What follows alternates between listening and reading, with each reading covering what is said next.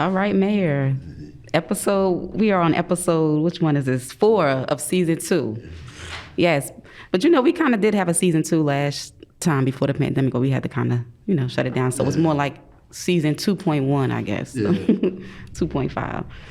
So, May, you want to welcome everyone to the show? Absolutely. Hello, everybody. Welcome. Episode 4, season 2, Ras In 60. This will be another great episode, of course. We'll have some great guests on the show today. Our first guest is the executive director of My Brother's Keeper, Newark, Mark Kamasanis. Barack Obama's program still going strong since he left office. And on the second part, we'll be talking to 2 tech, folks, Newark natives who are app developers, Drixon and Olivia Kaiser. And so I look forward to that discussion. It's going to be awesome discussion we're going to have. Yes, I'm excited about both discussions, but especially the app discussion. Yeah, for sure. That's up your alley there. So I think we should, as we always do, go over our Newark updates and community news. We can talk about COVID-19, of course. We're going to talk about it until it's over. Yeah, we still got free COVID testing going on throughout the city of Newark, free vaccines that you could get. You could check our social media sites, and you could definitely go to the City of Newark's website, or just go to NewRkCovid19.com, and you can get everything COVID right there and get an update on everything that's happening. Our test positivity rate for 3 days and 7 days is about around 2%. And for most up-to-date information, you can also tune into the Facebook Live. I'll be on tomorrow at 5 p.m. Absolutely. Every Monday, Wednesday, and Friday, right? Yep, every Monday, Wednesday, and Friday. So, of course, we got to talk about the State of the City. Yeah. You had your 7th State of the City on Tuesday, October the 26th, right? Right. And it was a great presentation you gave. It was a great production, of course. But I really loved, the quote, "Newark and proud of it." I think that was it's a very strong statement. Yeah. And we need to, New York has like the Big Apple and all these other places, that people associate with that. And we need to create our own identity. And I think Newark, I'm from Newark and I'm proud of it, is, something that we need to affirm to people. So that's why that was the theme. We want to carry it on. Yeah. And people are proud. I feel like whenever you're from Newark, you're proud of it. Yeah. Because it's not an easy place to be from. But, when you're from here, you're strong. Right. You can deal with almost anything. That's right. And that was the whole message. Like, we going to get through this because we've gotten through so much more. Mm-hmm. Yeah. Absolutely. So how does it feel being at the 7th State of the City compared to your first one that was, years ago? So how did it feel walking on that stage for the 7th time?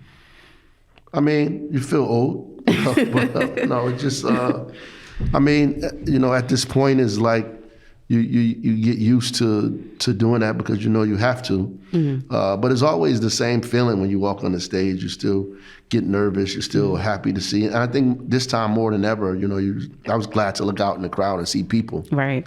Last time I did it, I saw a bunch of empty seats. Right. It's that the feedback, the call and response is always good to have people in the audience, Right. So it was good to see people out at NJPAC. Right.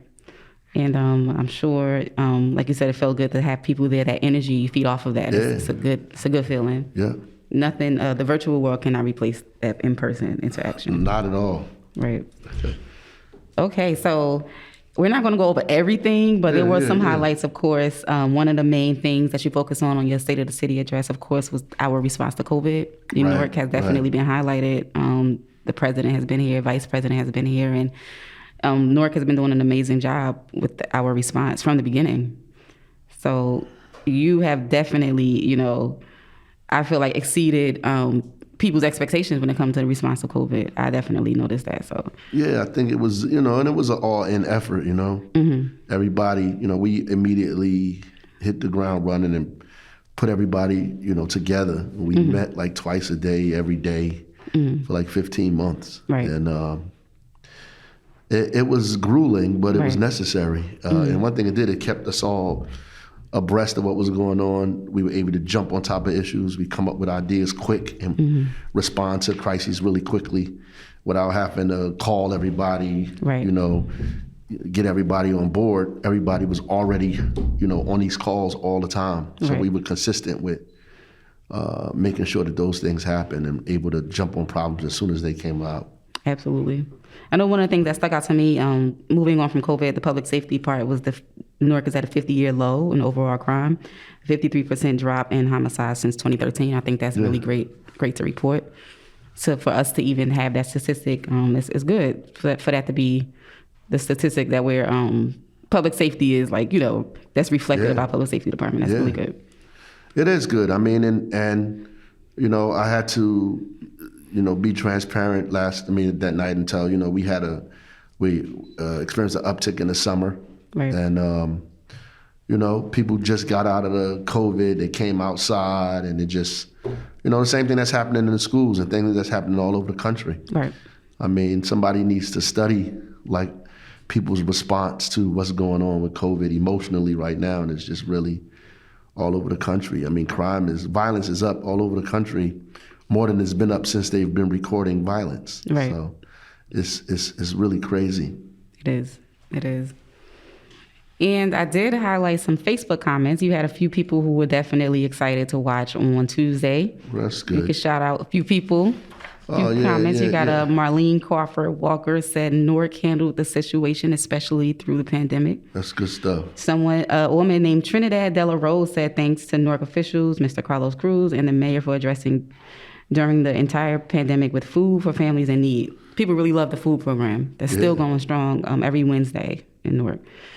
And Gloria Anderson said, great job. I'm so proud to be born and raised here in Newark over 70 years and seen it rise. So I say keep rising on Newark strong.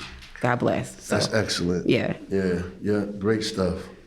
I mean, people love the food thing, People need food, and especially in the middle of this thing, we've given out 8 million meals. That's a lot.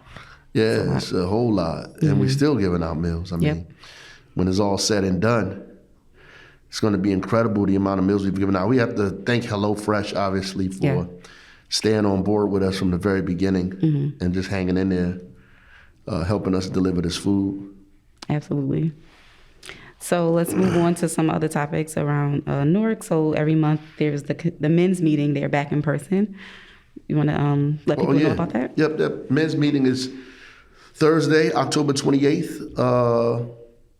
And we gathering together. It is a discussion around how to build wealth and how to build community. Actually, the guest that was on our show last time, Alfred Edmonds, will be delivering a keynote there around building wealth at the men's meetings. Deliver the keynote, and so that's just awesome. Yeah, and it's a good chance for all of us to get together and talk about, how to build our families, our community, all of those things. It's a great opportunity. Absolutely. And he was very insightful. I learned a lot. And I think that financial knowledge everyone needs to know that. 100%. Yeah. Yeah. So the 25th of October, the city's public safety department promoted 31 officers and supervisors. They had a ceremony at the Abyssinian Baptist Church. Yeah. Yep. So, and this included 2 captains, 4 lieutenants, and 1 acting lieutenant, and 24 sergeants. That's pretty good. 24 sergeants, yeah. I mean, we need the supervision. We bring on a lot of young officers. They need direction, supervision, leadership. And so we have to promote officers as we do that. And we have another class of 150 about to come into the academy right now. That's good. It's really good. All right, moving on to rental assistance. So that is still something that people can apply for. Yep, NewarkCovid19.com. You got to go there. We need about 6,000 more families to register. We have helped a substantial number of people, but we want to grow that number. We know that people need it, and folks need to get on that and fill that stuff out and not be intimidated by the paperwork and get it done. Right. Okay, and people who've applied before can apply again, right, this time? Okay. Yeah, you can apply again this time. You got to show need, of course, but you can apply again. Absolutely. That's good. Good to know.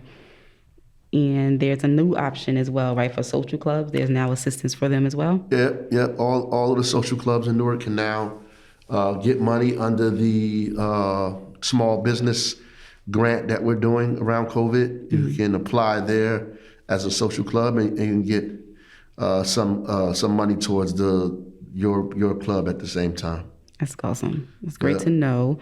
And moving on to water. Yeah. We want to talk about our new numbers. We're at over 22,000 lead service lines replaced. We are very, very, very close to ending this thing. Weeks away. I was even tempted to pause the state of the city until we did it, but I said, no, we got to go forward. Right. And, it'll get done. And when we do, we'll make a big hoopla about it. Right. Because it was long, grueling work that we did in an expeditious manner. Right. Defying all of the odds of people saying we couldn't do it. How does it feel to be so close to the finish line? And, how does it feel? The anticipation it creates anxiety. Like it's great. I mean, I can't wait till we get there, The state was telling us that it's going to take us 10 years to get this done. And, we did it in less than 3. That's amazing. During the pandemic as well. Yeah. The work did not stop. That's really good. All right. So before we work on the first guest, is there anything you want to talk about? Anything on your mind? No, I think I said everything at the State of the City. No, but it's just good. I'm looking forward to the guests, coming on. I mean, Mark is a great guy, and I think that, my brother's keeper, we need to expand it and grow it and get as many young people involved in it as much as we can. So I'm excited about having him on. And he's a native Newarker as well. He's from this community. He has a background in education in this city at the same time. He was a social studies teacher at we called it Broadway Middle when I was a kid, but it's Luis Munoz Marin. And he's been doing a great job, man. And I look forward to hearing him talk about what his vision is for My Brother's Keeper. All right, so let's bring on Mark. All right, so welcome to the show, Mark. Yeah. Thank you for having me. Yeah, glad to have you on with us. Welcome to Ras In 60, brother. Let's just jump right into the conversation, man. Sure. You want to tell us a little bit about My Brother's Keeper Newark? I know there are a lot of people who may not know about what it is and what the overall goals and objectives are, so that's a good place for us to start. Sure. So again, first, thank you for having me. My Brother's Keeper My Brother's Keeper started in 2014 under President Obama as a response to the killing of Trayvon Martin. And it was a call to action for cities across the country to step up and think particularly about how we are supporting and serving our boys and young men of color.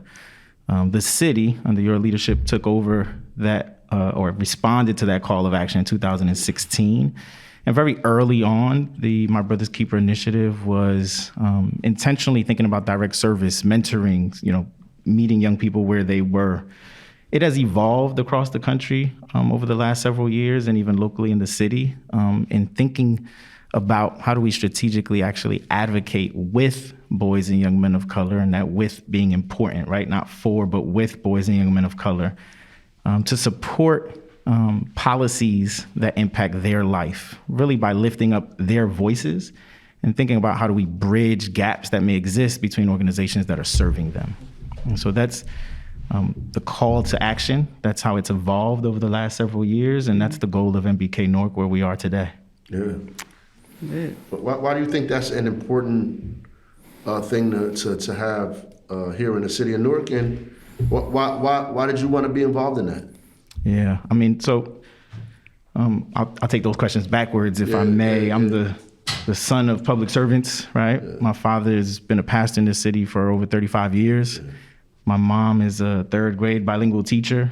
And so, what I caught and what was taught to me at home was about service to others, which is why I went into education, which is why, I was participated in the opening of schools for Opportunity Youth. And so it's just been it's more of a calling, if you will, than a job or career, right? And so it's an expectation that was set on us very early on. I think it's important, particularly to think about boys and young men of color and the system that either supports or has not supported them. If I could borrow something that I heard you say actually not that long ago, Mayor, and I've been wearing it out, but it's important, which is the city is resource rich, but it's coordination poor.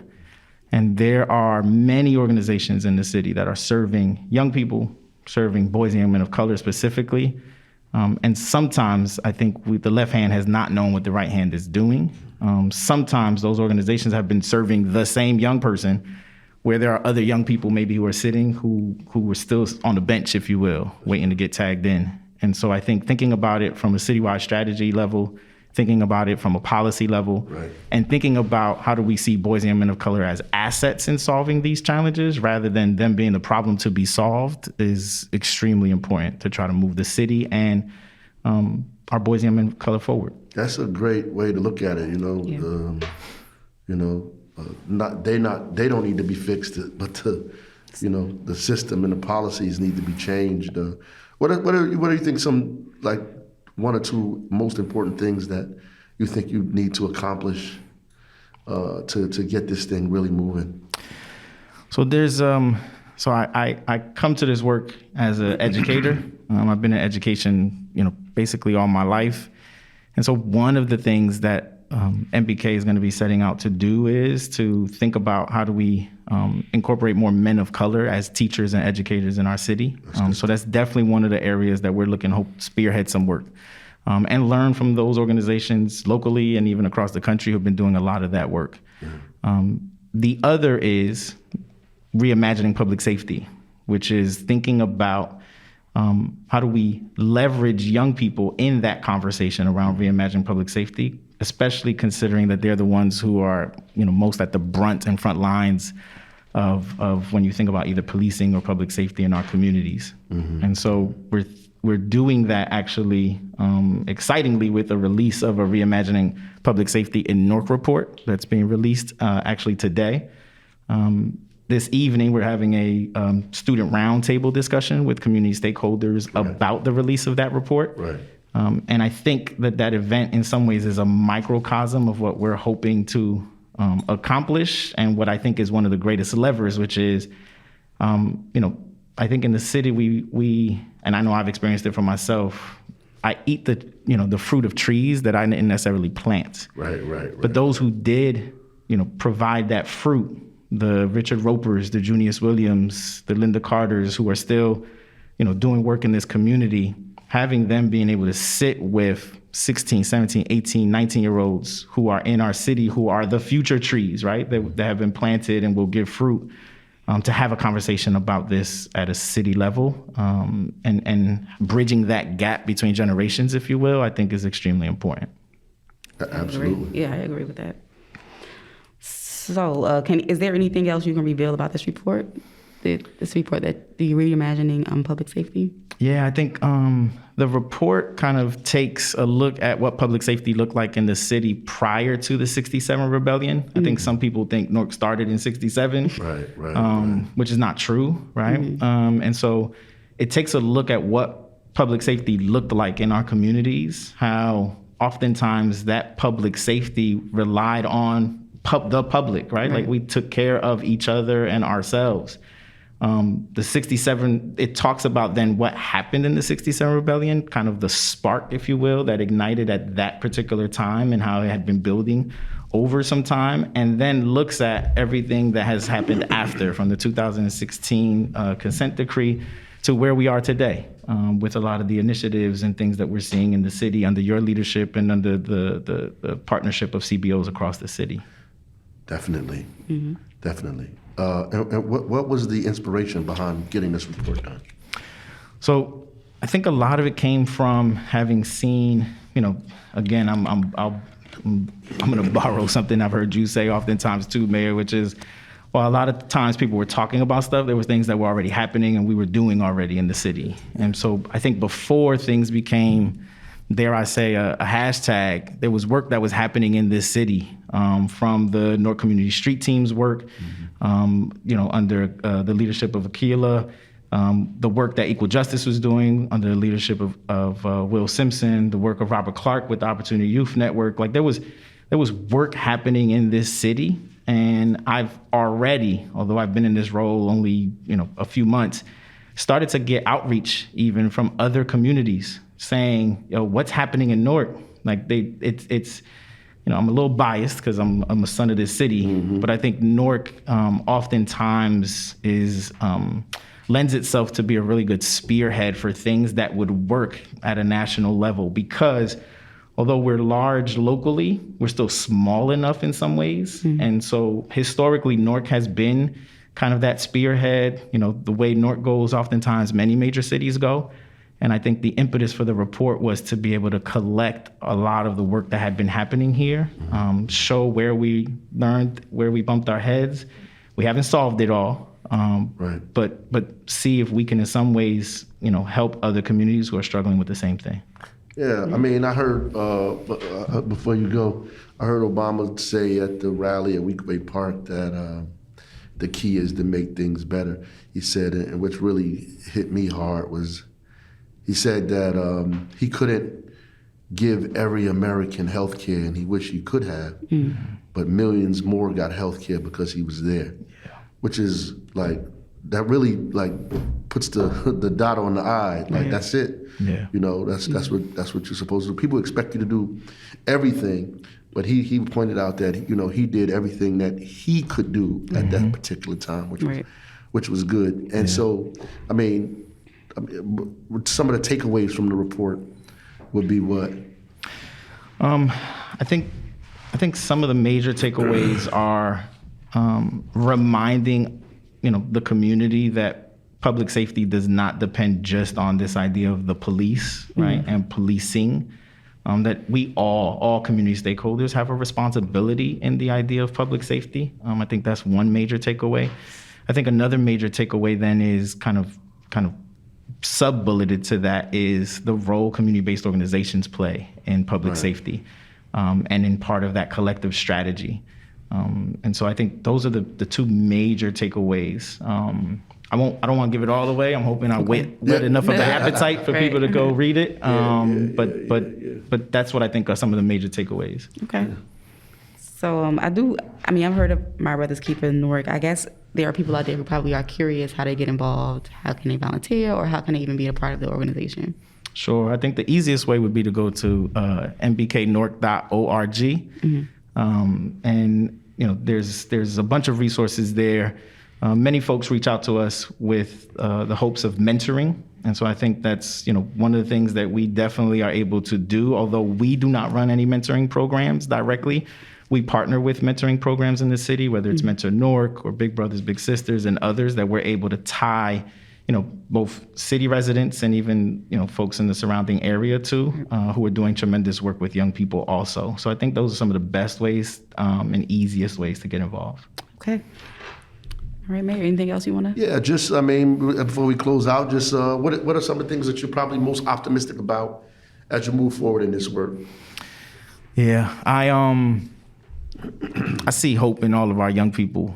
I see a desire and a hunger for more, and I think that's a consistent wave that we can. If we lose hope, then we're stuck. But particularly in our opportunity youth, who I've had the most experience working with, it took sometimes a lot of courage to walk away from traditional systems and take a risk, even though you still want something better for yourself. And I think, I'm really optimistic in the courage that our community has shown consistently, even through a pandemic, and the hope that I still see in our people's eyes every day. Yeah, that's beautiful. Right. Yeah. Thank you, man. Thank you for being on the show for us. We look forward to seeing the report come out. Great. And get spreading the word about getting people to check it out and read it, man. So keep up the great work, brother. Thank you for getting on with us. Thank you. Oh, Mayor, one thing we haven't talked about in a while was your playlist. Yeah. So who are you listening to right now? Oh, man. I'm listening to like a lot of Afrobeat stuff. Okay. Wizkid, Okay. As a matter of fact, is this song called how you spell it? JWE. I don't want to say it wrong. That I'm listening to. I'm just listening to mad Afrobeat stuff. Okay. Right now, and it's got me going. I think that like it has the hip hop feel. It does. Yeah. But it has like the African beats like go hard in the back. It's really crazy. Yeah. I want to tell you that's what I'm looking for. Okay. Yeah, it's by Bisa Kadeh. Yeah. Okay. It's called JWE. Yeah, that's what I'm listening to, and listening to a lot of the South African club music stuff. It's crazy. So I've been listening to a lot of that now. They have this thing called the piano movement. It's a lot of club music with a lot of piano riffs in it. All right. It's really nice. It's like jazzy and African and clubbish at the same time. All right. I got to check that out. Old school Zanzibar. My mom used to be there back in the day. That's terrible. Yeah. All right. So you want to welcome the next guest? Yeah. I'm excited to have a conversation with two tech leaders in our area, Drixon and Olivia Kaiser, siblings. Newark natives develop an app called Circulate. It is an app that is a go-to hub for Black-owned businesses and professionals. The purpose is to help circulate wealth within the Black community. So I'm really excited to talk about that. Yeah, so let's get them on, Drixon and Olivia. Yep. Well, we're glad to have you both on. And I just want to start off by saying great marketing, Circulate. I see it on your mask. That's awesome. Thank you. Yeah. Thank you. Yeah, thanks for coming on with us. Talk a little bit about your app and the things that you're doing. And what inspired you and all of that. So we jump right in and you talk a little bit about what inspired you and a little bit about yourself, maybe. Sure. Thank you for having us. Yeah. We are elated. Yeah. Okay, so I will start. I think what really set it off was the protests, the George Floyd protests, right? I've always had a passion for my community, right? And he's always been a genius. So we just put our heads together and then we've created this. And that's really it. We were just very, very inspired by what was going on outside, and we were seeing everybody, come together. So we're like, what can we do to make a big footprint here and do what we have to do our part. So I don't want to get straight into like exactly what it is yet. You want to say something. And then I remember on a particular day, we were going back and forth, and I think she posed the question like, what would have happened if, that store was Black owned? Would it still have, would they have been caught or not? Right. So that eventually evolved into like, how easy is it to even find a Black business in your area? Yeah. Nobody visits the second page of Google. So, yeah. And then we looked for what was already on the market. We weren't really satisfied with what we saw. A lot of things were outdated. We called up a few businesses. Yeah. They were hit hard by the pandemic, barely hanging on. And we just took it upon ourselves to just do it. Mm-hmm. It's good stuff. Yeah. There's a lot of Black businesses in Newark. Hopefully, definitely they can get on to that Circulate thing. Yes. Oh, yes. I've been on foot trying to reach all of them. It's a lot. On foot. That's inspiring. Yes. Yes, on foot, definitely going there and meeting them. But I love doing that, though. I'm definitely a people person. So I love to be able to shake hands with them and hear their story, one-on-one. Yeah, I know there's at least 3 or 4 new ones on Halsey Street. Yeah. As well. So I heard it take a long time to get these apps off the ground and getting it going, and so what has been your struggle with this, and where are you at this level? Mm-hmm. Okay. Yeah, so on my side at least, like I'm the technical founder, so teaching myself how to program has been really hard.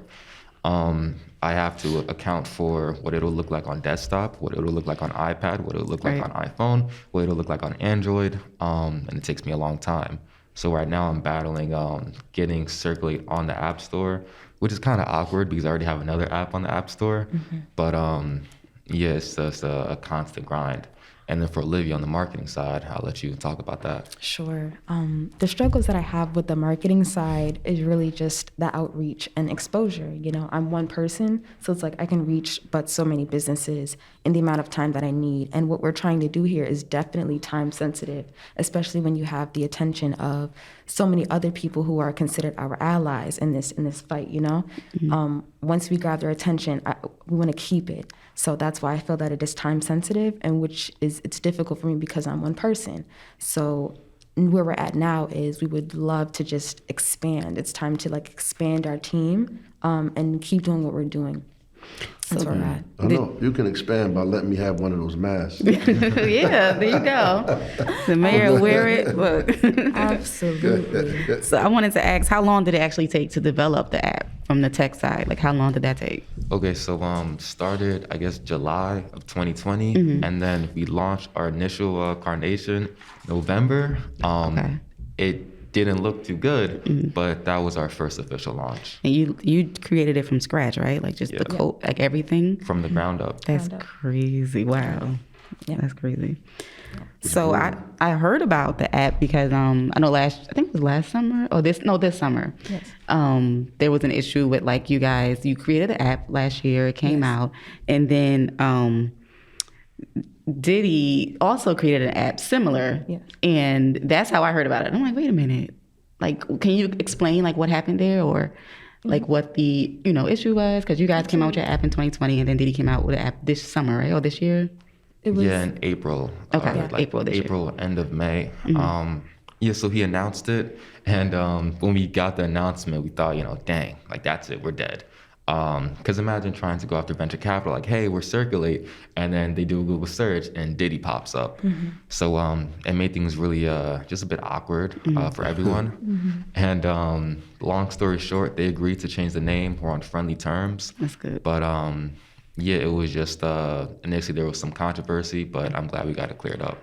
Yeah, definitely glad. Yeah, that covers it. You good? Yeah, for the most part. No, keep it vague. Yeah.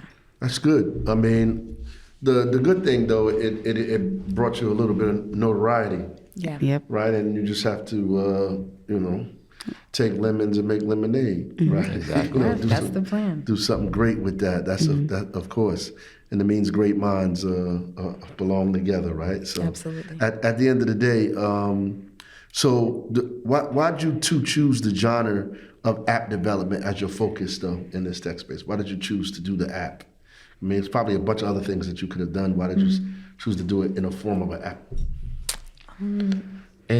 For me, it's a psychological thing. I have Instagram as an app on my phone, but Instagram has a very good experience on PC, on like Google Chrome, but there's something about having that icon on your home screen that just makes it special.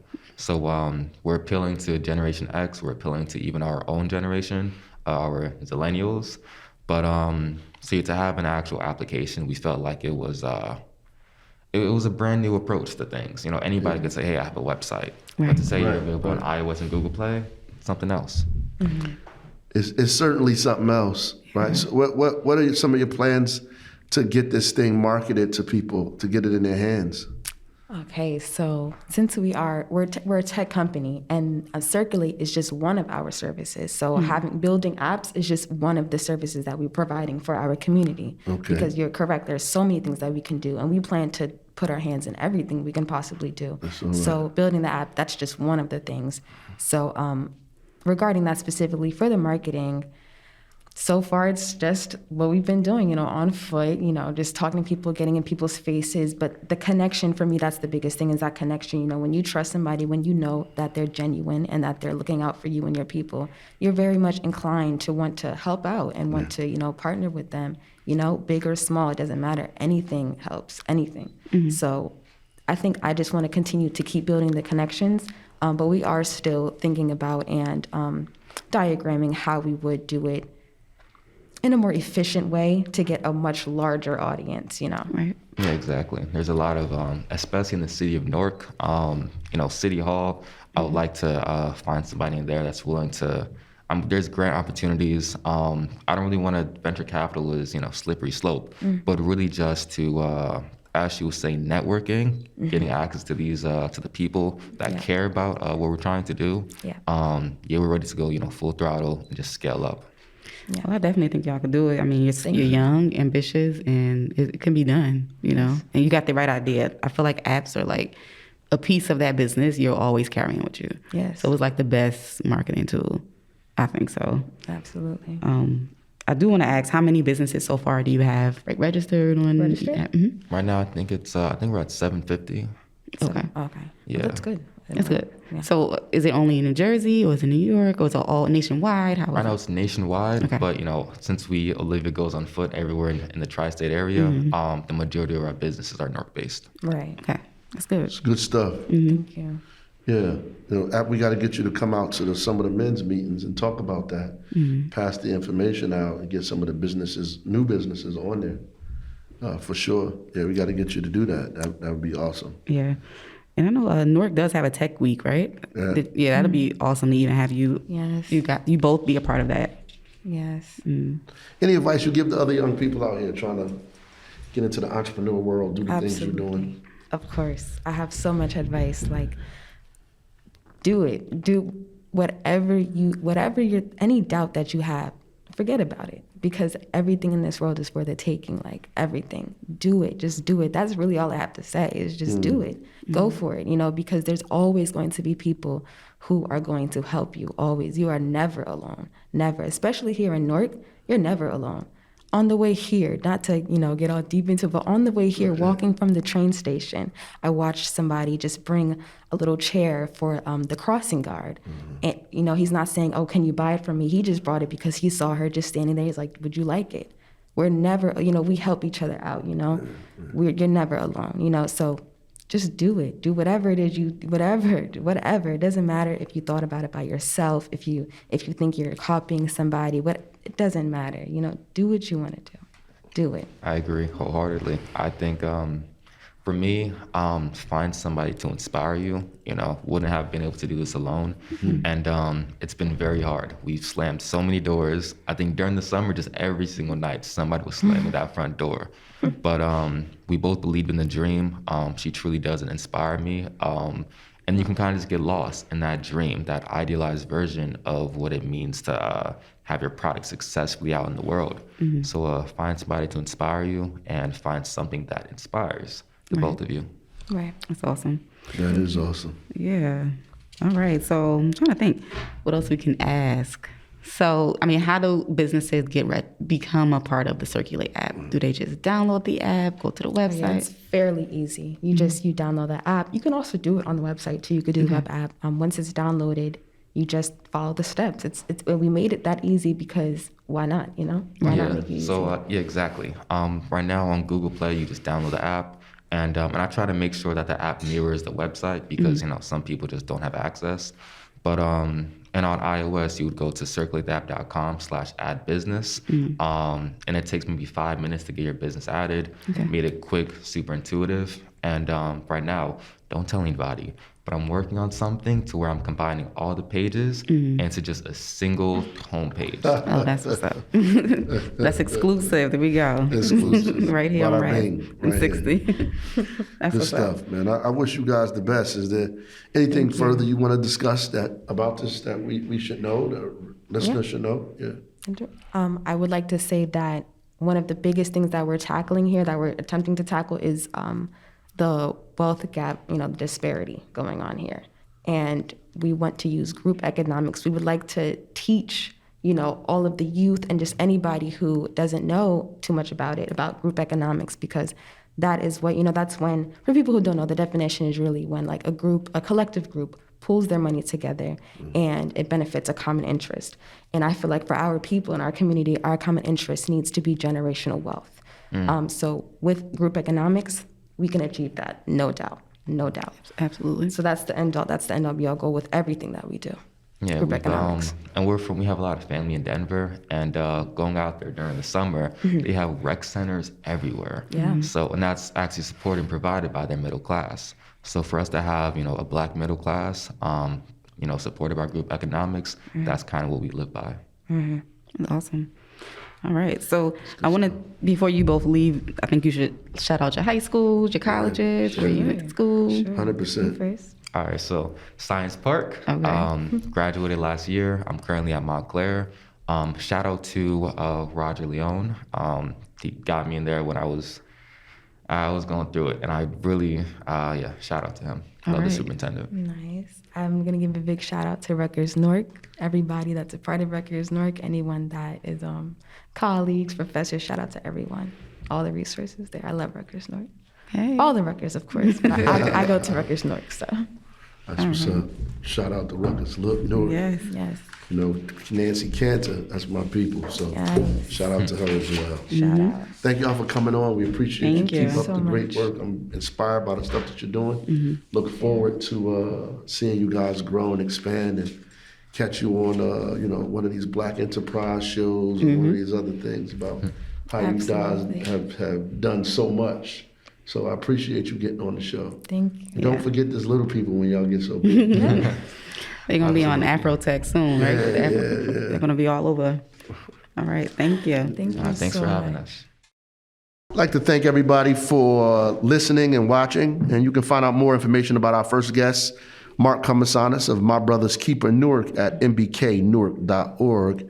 You can learn more about our second guest, Drixon and Olivia Kaiser, on their social media page at Circulate the App or circulatetheapp.com. Follow our City of Newark's Facebook page at facebook.com/City of Newark.